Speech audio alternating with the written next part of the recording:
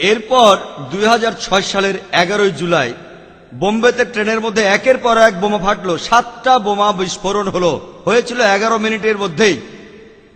আর এখানে 200 জনেরও বেশি নিরীহ মানুষ মারা যায়, আহত হয় 800 জনেরও বেশি।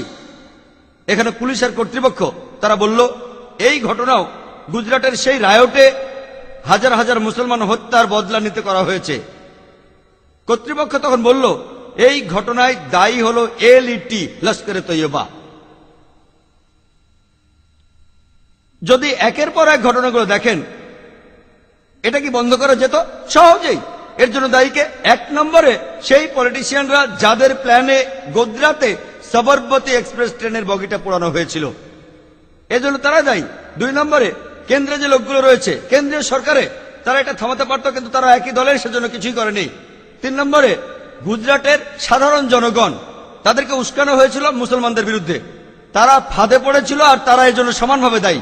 4 নম্বরে গুজরাটের পুলিশ বাহিনী, তারা সহজে থামাতে পারত কিন্তু থামায়নি, তারাও এই জন্য দায়ী।